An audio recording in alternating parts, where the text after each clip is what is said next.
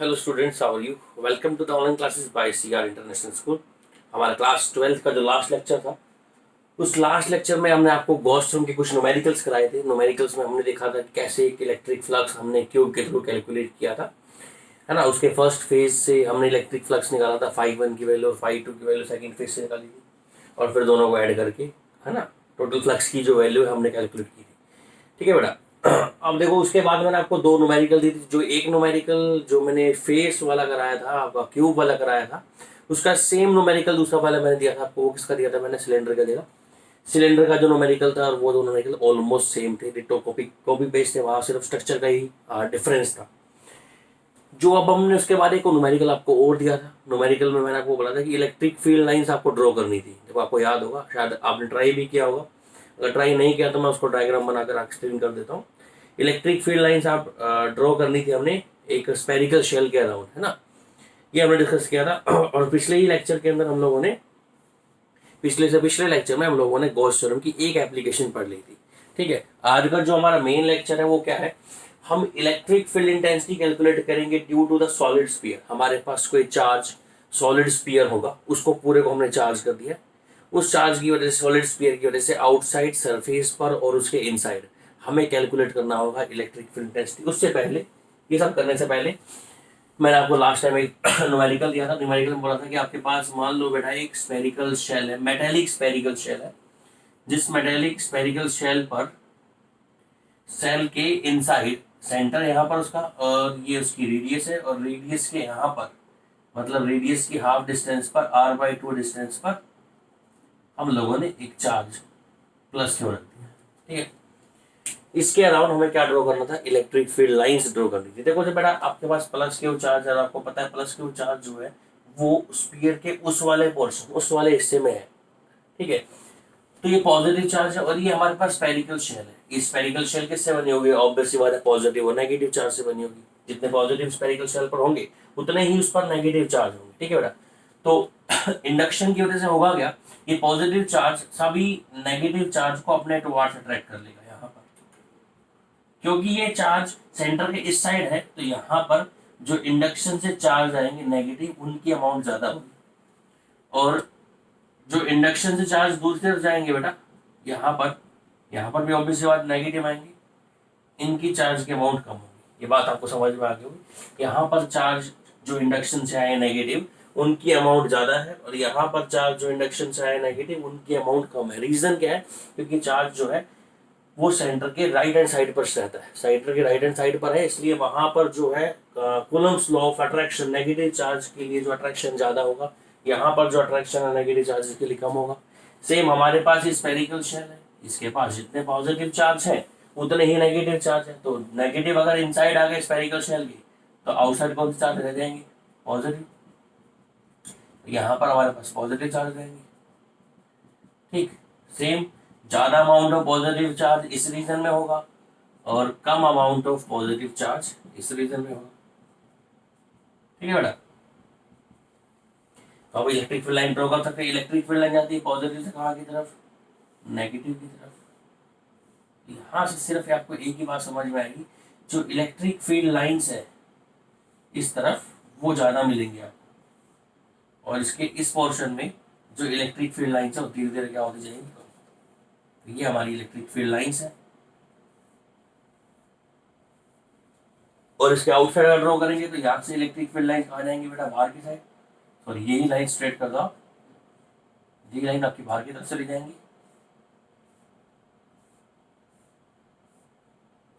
Positive से negative की। और यहाँ पर आपकी जो इलेक्ट्रिक फील्ड लाइंस है वो ज्यादा होंगी, और यहाँ पर जो इलेक्ट्रिक फील्ड लाइंस है बेटा वो क्या होंगी? आपकी कम होंगी। तो ये हमें ड्रॉ करना था क्या? Electric field lines around a spherical shell. ये सीबीएसई में एक बार क्वेश्चन आया हुआ है। ठीक है। तो 1 मार्क्स में क्वेश्चन पूछा, फर्स्ट क्वेश्चन ही था ये, 1 मार्क्स में पूछा गया है। तो होप सो आपको समझ में आ गया होगा। ओके बेटा। अब जो नेक्स्ट हमारा आर्टिकल है, उस आर्टिकल में हम लोग क्या पढ़ने वाले? हमारे पास एक सॉलिड स्फीयर है बेटा। उस सॉलिड स्फीयर पे हम लोग क्या देंगे? चार्ज। और ये सॉलिड स्फीयर है, सॉलिड का मतलब ये वो अंदर से बर्मल है, मतलब अंदर से कंप्लीट सॉलिड है। अगर आप ये मेटल का देते हो तो पूरा अंदर से कंप्लीटली क्या है? मेटल ही है। मान लो आपके पास एक सॉलिड स्फीयर है, क्लियर। इस सॉलिड स्फीयर की जो रेडियस है वो है कैपिटल आर।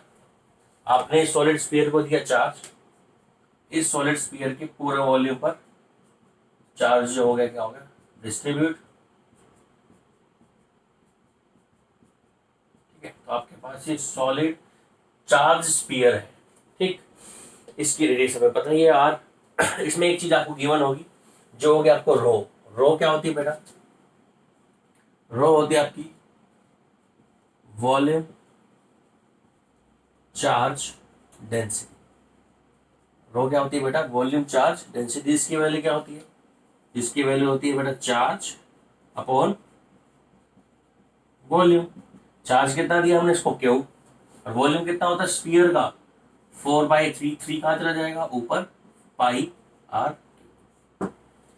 ये हमारे पास वॉल्यूम चार्ज डेंसिटी है इस सॉलिड स्फीयर की गिवन है। देखो जैसे हमने स्फेरिकल शेल के अंदर इलेक्ट्रिक फील्ड डेंसिटी कैलकुलेट की थी आउटसाइड, सरफेस पर और इनसाइड, ऐसे ही हम सॉलिड की आउटसाइड, सरफेस पर और इनसाइड हम क्या कैलकुलेट करेंगे बेटा, इलेक्ट्रिक फील्ड इंटेंसिटी। एक बात क्लियरली माइंड में रखना, जो आउटसाइड वाला और जो इनसाइड वाला, सॉरी जो सरफेस वाला, जो दो आपके इलेक्ट्रिक फील्ड इंटेंसिटी कैलकुलेट करने के तरीके हैं वो स्फेरिकल शेल जैसे ही हैं सेम। तो उसमें मतलब मैं मान के चलता हूँ उसमें आपको ज़्यादा दिमाग लगाने की जरूरत नहीं है, जो आपने पहले किया भी हुआ है। तो हम पहले कहाँ कैलकुलेट करेंगे, सबसे पहला काम हमारा कैलकुलेट करना है आउटसाइड। हम कैलकुलेट करेंगे आउटसाइड। आउटसाइड को भी पॉइंट पी ले लिया मैंने, मान लो ये कोई पॉइंट पी ले लिया जो कहाँ लाई कर रहा है, इस स्फेरिकल शेल या स्फेरिकल सॉलिड स्फीयर के आउटसाइड पॉइंट लाई कर रहा है, ठीक है। तो सबसे पहला काम ही क्या होता है गॉसियन सरफेस में, हमें सबसे पहले क्या ड्रॉ करना पड़ेगा, हमें ड्रॉ करना पड़ेगा एक गॉसियन सरफेस। हमने यहाँ पे गॉसियन सरफेस ड्रॉ कर दिया, तो आउटसाइड इस पी पॉइंट पे निकाल रहे हैं, और ये जो पी पॉइंट है मैं मान लेता हूँ सेंटर से कितने डिस्टेंस पर बेटा, स्मॉल आर डिस्टेंस पर है। तो यहीं पर आप पहले से क्या लिखोगे, कंसीडर a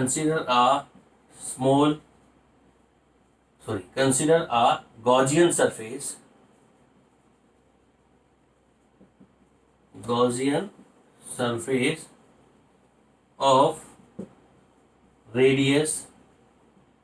आपको पता है गॉसियन सरफेस किस शेप का है, स्फेरिकल शेप का है, ठीक है। तो जो गॉसियन सरफेस हमने कंसीडर किया है वो स्मॉल आर, इसकी रेडियस ली। ऐसी सेम हम यहाँ पे क्या करेंगे बेटा, एक स्मॉल एरिया वेक्टर बनाएंगे, जिस स्मॉल एरिया वेक्टर की डायरेक्शन क्या होगी, अपवर्ड। क्या बोलेंगे उसको, डी ए। याद होगा ना, इलेक्ट्रिक फील्ड डेंसिटी जो हमारा लास्ट से लास्ट आर्टिकल था, सेम ऐसा ही था उसमें। और इलेक्ट्रिक फील्ड की डायरेक्शन क्या होगी, अपवर्ड ई। ई की डायरेक्शन भी वही है, एरिया की डायरेक्शन भी वही है, दोनों की डायरेक्शन क्या है बेटा, सेम। एंगल थीटा कितना डिग्री हो जाएगा, 0 डिग्री। पहले भी क्या, इलेक्ट्रिक फील्ड और एरिया वेक्टर दोनों एक ही डायरेक्शन में है, तो ऑब्वियसली बात है इलेक्ट्रिक फील्ड एरिया वेक्टर एक डायरेक्शन में, तो थीटा की वैल्यू कितनी हो जाएगी, 0 डिग्री, ठीक है। नाउ सेकंड स्टेप क्या था बेटा, नाउ अप्लाई विच सरफेस, कौन सी थ्योरम लगाएंगे, गॉसियन थ्योरम। गॉस थ्योरम लगाने पर गॉसियन थ्योरम क्या बोलती है, flux passing out through this close surface. इसको लिखते हैं क्या हम, ई डॉट डीएस। डीएस बोल दो या डीए बोल दो, कई बुकों में डीएस लिखा होगा तो कंफ्यूज होने की जरूरत नहीं है। डीएस का मतलब भी एरिया है और डीए का मतलब भी एरिया है। इसकी वैल्यू किसका होती है, चार्ज। इस गॉसियन सरफेस के अंदर चार्ज कितना है, क्योंकि हमने पहले लिखा हुआ है, charge upon what, epsilon not, मतलब परमिटिविटी ऑफ फ्री स्पेस। इसको ओपन कर दो, जैसे ही ओपन करेंगे इसको इंटीग्रेशन ई का मैग्नीट्यूड, डीए का मैग्नीट्यूड और cos ऑफ कितना डिग्री, 0, क्योंकि इलेक्ट्रिक फील्ड और एरिया वेक्टर में एंगल कितना डिग्री है, 0। इसको दोबारा फर्दर सोल्व करो तो यहाँ बचेगा हमारे पास ई और यहाँ बचेगा हमारे पास डीए। इंटीग्रेशन इसकी वैल्यू किसके बराबर हमारे पास, क्या हुआ, अपॉन व्हाट बेटा, एप्सिलॉन नॉट। अब हमें पता है इस गॉसियन सरफेस के हर पॉइंट पर कहीं पर भी चेक कर लो बेटा, इलेक्ट्रिक फील्ड की डायरेक्शन तो अलग मिलेगी पर इलेक्ट्रिक फील्ड का मैग्नीट्यूड हर पॉइंट पर क्या रहेगा, सेम, क्योंकि ये अंदर वाले सॉलिड स्फीयर से इक्वल डिस्टेंस पर है। तो हर पॉइंट पे ई की वैल्यू सेम है, इसलिए हम इंटीग्रेशन से ई को क्या ले रहे हैं, बाहर। इंटीग्रेशन से ई को बाहर ले लिया, अंदर क्या बच गया, इंटीग्रेशन ऑफ डीए बराबर q by epsilon naught. Clear है। E integration of d A, integration of d A का मतलब इस सॉलिड स्फीयर का सरफेस इंटीग्रल निकालना है आपको। सॉलिड स्फीयर का सरफेस इंटीग्रल कितना होता है हमारे को पता है, ई इंटू में 4 पाई का कौन से वाले स्फीयर का निकालना है, जो गॉसियन सरफेस हमने कंसीडर किया है। देखो हम उसी से फ्लक्स निकाल रहे हैं, उसी पे हम इलेक्ट्रिक फील्ड ले रहे हैं, तो हम एरिया भी उसी गॉसियन सरफेस का ही लेंगे। ठीक है, तो ई इंटू में एरिया कितना हो जाएगा बेटा 4 पाई इंटू आर, आर हमारे पास रेडियस है 4 pi r square q by epsilon naught. यहाँ से अगर हम सोल्व करते हैं, ठीक है, सोल्व करने के बाद हमारे पास जो इलेक्ट्रिक फील्ड की वैल्यू आती है q upon 4 pi epsilon naught r square. जैसा कि हमने पिछले लेक्चर में भी पढ़ा था, स्फेरिकल शेल की वजह से भी जो इलेक्ट्रिक फील्ड इंटेंसिटी है उसकी जो वैल्यू आउटसाइड जो आती है उसकी वैल्यू कितनी आती है, ई बराबर 1/4 pi epsilon naught q by r square. अब देखो ये आर ये नहीं आएगा बेटा, यहाँ पर एक गलती हो गई, ये आर ये नहीं आएगा। कौन सा आर आएगा बताओ जल्दी से, इसमें ये आर आएगा जो उस गॉसियन सरफेस सी डी से, तो 4 पाई आर स्क्वायर, और यहाँ पर भी कितना हो जाएगा 4 पाई आर स्क्वायर। तो ये हमारे पास निकल गया electric field intensity on outside, किसी भी सॉलिड स्फीयर के आउटसाइड जो इलेक्ट्रिक फील्ड इंटेंसिटी उसकी वैल्यू निकल गई। जरा ध्यान से देखो इसी को, यही पॉइंट हमने पिछली बार में डिस्कस किए थे।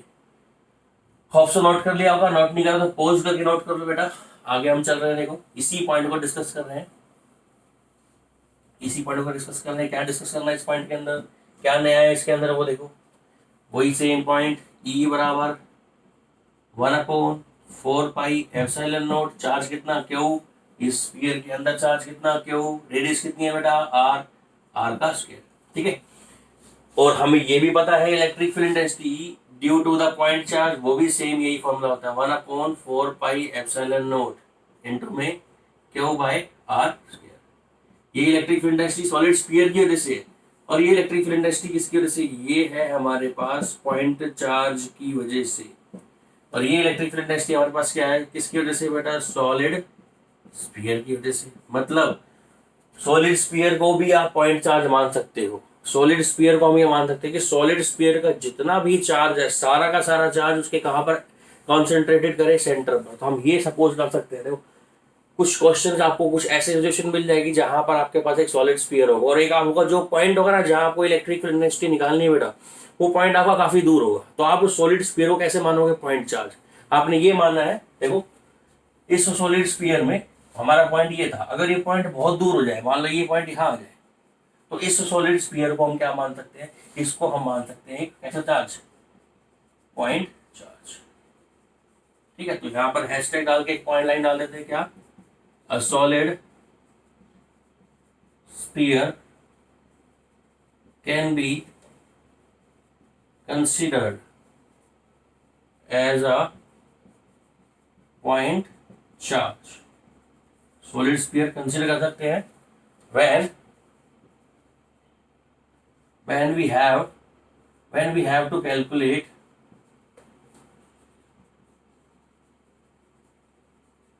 the electric field intensity far away from what, far away from solid sphere। अगर हमें electric field intensity solid sphere से बहुत दूर कैलकुलेट करनी है तो हम सॉलिड स्फीयर को एज आ पॉइंट चार्ज भी कंसीडर कर सकते हैं। यही हमारा कंसेप्ट था जो आपको बताना चाह रहा था। ठीक है, इसके बाद हम आगे चलते हैं। हमने सरफेस पर भी निकालनी इलेक्ट्रिक फील्ड इंटेंसिटी, वही कंसेप्ट, वही मेथड, वही पॉइंट जो हम लास्ट टाइम किस पर अप्लाई कर आए हैं, स्फेरिकल शेल पर। ठीक है, अगर ये पॉइंट सरफेस पर आएगा, मान लो हमें कहाँ कैलकुलेट करनी, सेकंड पॉइंट हमें कैलकुलेट करनी है इलेक्ट्रिक फील्ड इंटेंसिटी सरफेस पर। सरफेस कहाँ कौन सा पॉइंट लेंगे, इस पॉइंट को, इसको बोलते क्यू। इस पॉइंट पर कैलकुलेट करनी है बेटा क्यू पर। तो क्यू पर जो स्मॉल आर की वैल्यू है वो कैपिटल आर के बराबर हो जाएगी। बोलो यस और नो, यस। स्मॉल आर की वैल्यू कैपिटल आर के बराबर हो जाएगी, क्योंकि जब ये पॉइंट सरफेस पर आएगा तो स्मॉल आर हमारा कैपिटल आर के इक्वल हो जाएगा। क्लियर है बेटा। तो अभी हमने इलेक्ट्रिक फील्ड इंटेंसिटी किसी तरह से निकाली, वो आया था फॉर्मूला ये 1/4 pi epsilon naught q by small r का स्क्वायर। अब स्मॉल आर की जगह पे क्या आ जाएगा बेटा, कैपिटल आर। तो E is equals to 1/4 pi epsilon naught, charge की वैल्यू क्यू, स्मॉल आर का क्या कर देंगे स्क्वायर। स्मॉल आर का स्क्वायर मतलब कैपिटल आर का स्क्वायर हो जाएगा। तो ये हमारे पास इलेक्ट्रिक फील्ड इंटेंसिटी कहाँ पर आ गई बेटा, ऑन सरफेस। इसको थोड़ा सा रीमॉड्यूलेट कर सकते हैं, इसमें हम क्या इंट्रोड्यूस करेंगे, वॉल्यूम चार्ज डेंसिटी रो। देखो स्मॉल आर इसको एक बार दोबारा से मिटा के दोबारा लिखते हैं। सरफेस पर जो वैल्यू आई है हमारे पास वही आई है बेटा, ई इज टू के हटा दो, क्या लिख दो, क्या 1/4 पाई एप्सिलॉन नॉट। ये हमारे पास कहाँ पर आई है बेटा, ये इलेक्ट्रिक फील्ड डेंसिटी आई है सरफेस पर। E is to 1/4 pi epsilon naught. Charge कितना है, क्यू, रेडियस कितनी है, आर स्क्वायर, ये है ना। देखो यहाँ पर ऊपर क्यू के साथ 3 है तो उसको 3 से मल्टीप्लाई कर दो, कोई दिक्कत नहीं है, 3 से डिवाइड कर दो। ऐसा क्यों कर रहा हूँ, मेरे को यहाँ इस फॉर्मूले में इस रो को इंट्रोड्यूस करना है, तो 3 से मल्टीप्लाई कर दिया, 3 से क्या कर दिया, डिवाइड, कोई दिक्कत नहीं है। यहाँ 4 पाई है, ओके, यहाँ पर आर क्यूब है, यहाँ पर आर स्क्वायर है, तो आर से भी मल्टीप्लाई कर दो और आर से भी डिवाइड कर दो। क्लियर है। तो देखो फॉर्मूला क्या बन गया, ई बराबर, कुछ नहीं करा बेटा मैंने, 3 से मल्टीप्लाई कर दिया, 3 से डिवाइड कर दिया, आर से मल्टीप्लाई कर दिया, आर से डिवाइड कर दिया, कुछ और नहीं करा हमने। अब देखो क्या है, 1/4 पाई एप्सिलॉन नॉट, ये हो गया 3Q/R अपॉन, है ना, आर क्यूब इंटू 3। देखो 4 पाई R³ 3Q 4 पाई R³ किसके बराबर है बेटा, ये पूरी वैल्यू, ये वैल्यू आपके पास रो के बराबर है। तो electric field intensity on surface, electric field intensity surface पे कितनी आ जाएगी, 3Q/4 पाई R³ की जगह लेके आ जाएगी रो, यहाँ पे बचेगा कितना, रो आर अपॉन, यहाँ बच गया सिर्फ 3 एप्सिलॉन नॉट। ये हमारे पास इलेक्ट्रिक फील्ड इंटेंसिटी कहाँ पर आ गई, इलेक्ट्रिक फील्ड इंटेंसिटी जो आ गई है वो आ गई हमारे पास सरफेस पर। ठीक है, अब तो समझ में आएगा आप सबको। देखो इसके बाद जो हमारा थर्ड पॉइंट है जिसमें हम लोगों को इलेक्ट्रिक फील्ड इंटेंसिटी निकालनी है, इसके इनसाइड कैलकुलेट करने के लिए एक दो लाइनें अगर आपको समझ में आती है सही से तो डेरिवेशन आपके लिए कुछ नहीं है, बहुत आसान डेरिवेशन। ठीक है, उसमें समझने के लिए करेंगे क्या, देखो सबसे पहले हम बात करते हैं, हमें कैलकुलेट करनी है बेटा electric field intensity inside calculate करनी है। तो जहां पर भी कैलकुलेट करनी होगी वहां पर हमें गॉसियन सरफेस लेना पड़ेगा, ओके रिपोर्ट है, कोई दिक्कत नहीं है। जब गॉसियन सरफेस लेंगे तो गॉसियन सरफेस पर क्या, तो कौन सी थ्योरम लगाएंगे हम, गॉस थ्योरम क्या बोलती है कि flux passing out through any close Gaussian surface is equals to Q/एप्सिलॉन नॉट टाइम्स। और वो जो चार्ज Q होता है ना, Q वो चार्ज वो होता है जो उस गॉसियन सरफेस के इनसाइड लाई करता है। ठीक है, तो जो हम अंदर गॉसियन सरफेस लेंगे उसी गॉसियन सरफेस के अंदर जितना चार्ज है वो हम लेंगे, वहां पर पूरा चार्ज हम क्यों नहीं ले पाएंगे, क्योंकि क्यों जो चार्ज है वो पूरे सरफेस पर है, पूरे सॉलिड स्फीयर पर है। ठीक है, ये समझ में आपको आएगा। देखो अभी मैं आपको करा के दिखाता हूँ। इसके अंदर थर्ड पॉइंट पर हम चलते हैं। तो आपको 2 पॉइंट में बता चुका हूँ, आउटसाइड इलेक्ट्रिक फील्ड इंटेंसिटी और सरफेस पर। इसको मिटा देते हैं, आउटसाइड कैलकुलेट कर चुके हैं हम, नोट कर लेंगे आउटसाइड कितनी आई थी, सरफेस पर भी नोट कर देंगे कितनी आई थी हमने।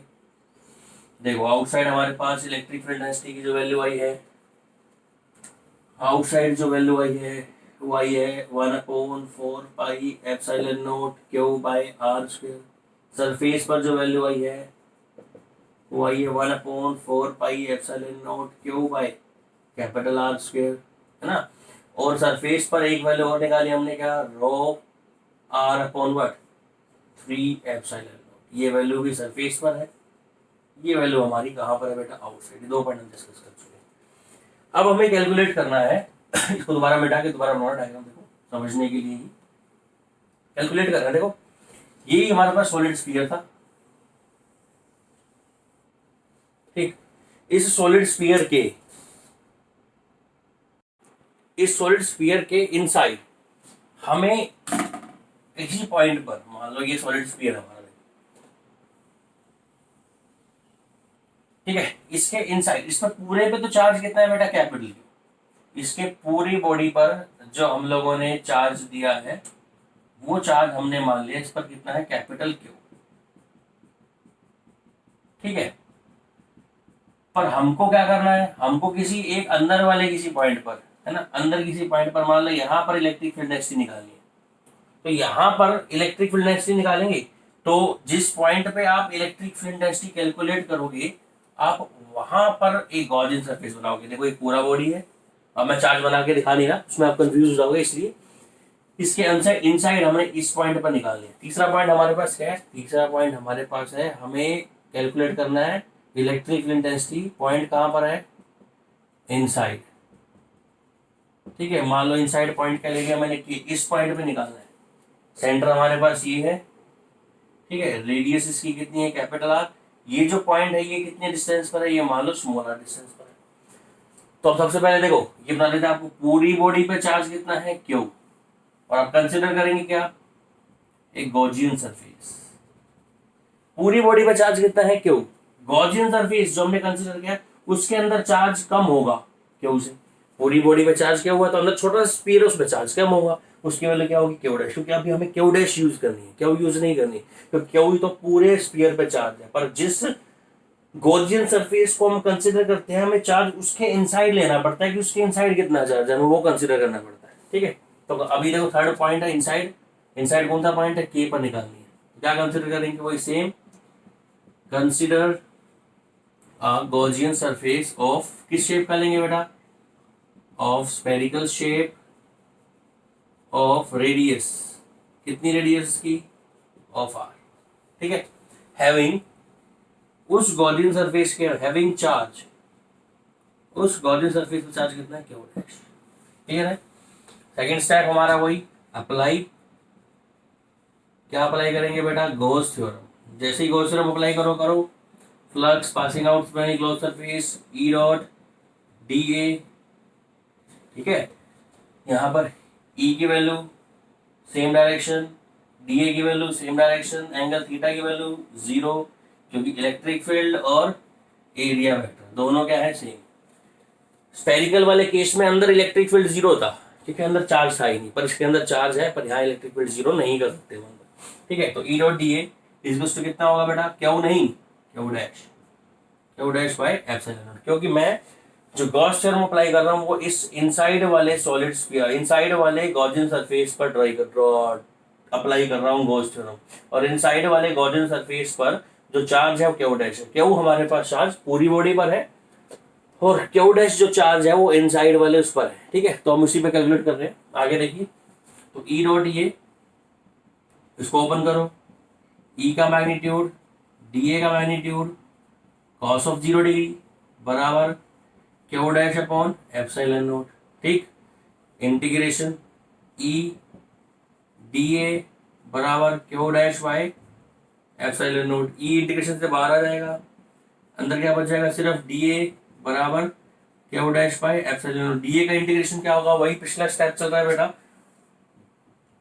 डी ए का जो इंटीग्रेशन आएगा आपका ई इंटू में डी ए का इंटीग्रेशन कितना आएगा, 4 पाई आर स्क्वायर। अभी आर कौन सा लेंगे हम, ये जो रेडियस का है, 4 pi r square equals to q dash by epsilon naught. तो ई की वैल्यू कितनी आ गई, q dash by 4 pi epsilon naught into में आर स्क्वायर। अभी यहाँ पे खत्म नहीं हुआ ये, एक्चुअली जो हमको गिवन है वो तो क्यू गिवन है, क्यू डैश की वैल्यू तो हमें पता ही नहीं है, हमें यहाँ पर क्यू डैश की वैल्यू क्यू की फॉर्म में लेकर आनी है बस। इस स्टेप पे ये नया है आपके लिए, बाकी सारे स्टेप सेम है।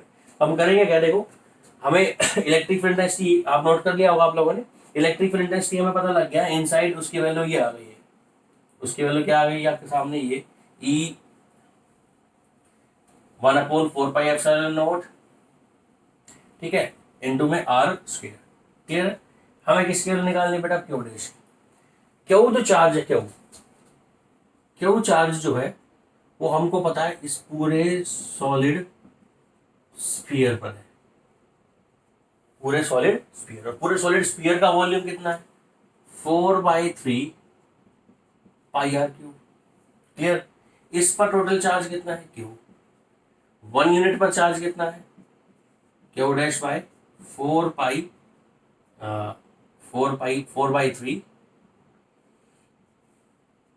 पाई आर क्यूब। तो ये रहेगा हमारे पास कितना, दिस इज नॉट क्यू। देखो दोबारा से देख ले, यहाँ पे गलती कर दी हमने, क्या गलती है, छोटी सी गलती, कोई गलती नहीं बेटा। क्यू जो चार्ज है वो हमारे पास पूरे स्फीयर पर है ना, मतलब 4/3 पाई आर क्यूब, इतने वॉल्यूम पर चार्ज कितना है हमारे पास, क्यू। 1 यूनिट वॉल्यूम पर कितना होगा, क्यू बाय 4/3 ऊपर चला जाएगा आर क्यूब। क्लियर है। और अब हम मान लेते हैं ये हमारा जो सॉलिड स्फीयर है, छोटा सॉलिड स्फीयर है, स्मॉल सॉलिड स्फीयर है, इसका वॉल्यूम कितना होगा, इसका वॉल्यूम ये हो जाएगा, इसका वॉल्यूम हो जाएगा 4/3 पाई आर क्यूब। इस पर कितना चार्ज होगा, इस पर भी कैलकुलेट कर लेंगे हम, कितना, 3 q divide by 4 pi r cube multiply by 4 pi by 3 r square. ठीक है, 3 से 3 कैंसिल, 4 पाई से 4 पाई कैंसिल, क्या आ गया क्यू इंटू आर स्क्वायर। इस आर स्क्वायर नहीं आएगा बेटा, आर क्यूब आएगा, क्योंकि वॉल्यूम आर क्यूब होता है। आर क्यूब हो जाएगा हमारे पास यहाँ पर अपॉन, ये हो जाएगा आर क्यूब क्यू डैश। तो ये क्यू डैश की वैल्यू होगी किसकी फॉर्म में आ गई बेटा, क्यू की। अब इस क्यू डैश की वैल्यू यहाँ पर कर दो, तो जो आपके पास वाहिगुरु जी, जो आपके पास इलेक्ट्रिक फील्ड डेंसिटी है उसकी वैल्यू क्या है, ई बराबर क्यू डैश की वैल्यू कितनी है, क्यू, ठीक है, r cube upon 4 pi epsilon naught r square into r cube. एक आर स्क्वायर से आर स्क्वायर कैंसिल हो गया, तो इलेक्ट्रिक फील्ड डेंसिटी की वैल्यू होगी q r upon 4 pi epsilon naught r cube. ये हमारे पास इलेक्ट्रिक फील्ड डेंसिटी होगी कहाँ पर, इनसाइड। ऐसे ही हमने इलेक्ट्रिक फील्ड डेंसिटी कैलकुलेट कर दी कहाँ पर, आउटसाइड कैलकुलेट की थी। ऐसे ही हमने इलेक्ट्रिक फील्ड डेंसिटी कैलकुलेट की थी कहाँ पर बेटा, सरफेस पर। तो अगर हम बात करें इनसाइड, जो इनसाइड इलेक्ट्रिक फील्ड डेंसिटी है उसकी वैल्यू कितनी आई है, देखो नोट कर लो यहाँ से, वो आ गई q r upon 4 pi epsilon naught r cube. ये इलेक्ट्रिक फील्ड डेंसिटी आ गया बस आउट, ठीक है। तो ये 3 चीजें हमने डिस्कस कर ली है, ठीक है। अब आपसे मैं एक कोशिश ये करता हूँ, अभी आपको ये मैंने बता तो दिया है, वही इलेक्ट्रिक फील्ड इंटेंसिटी इनसाइड ये आई है, आउटसाइड ये आई है, सरफेस पर ये आई है। जैसे पिछली बार मैंने आपका सॉलिड स्फीयर की जगह पर स्पेरिकल स्फीयर कराया था ना बेटा, स्पेरिकल स्फीयर पर मैंने एक डायग्राम बनाया था, ग्राफ जिसको बोलते हैं, एक ग्राफ बनाया था। तो आपको ट्राई करना है ग्राफ पर, ठीक है। आप ग्राफ ट्राई करो किस किस के बीच में, इलेक्ट्रिक फील्ड डेंसिटी और रेडियस या फिर डिस्टेंस के बीच में, उस ग्राफ की जो क्या वैल्यू आती है वो फिर हम डिस्कस करेंगे आगे, ठीक है बेटा। तो आज के लिए इतना ही काफ़ी है। नेक्स्ट वीडियो के अंदर आपका इसका ग्राफ कराऊंगा, ठीक है। और आपका जो थर्ड एप्लीकेशन, जो लास्ट एप्लीकेशन है हमारे पास किसकी, electric field intensity due to the thin sheet Gauss theorem की एप्लीकेशन वो करेंगे। थैंक यू बेटा, थैंक यू फॉर अटेंशन।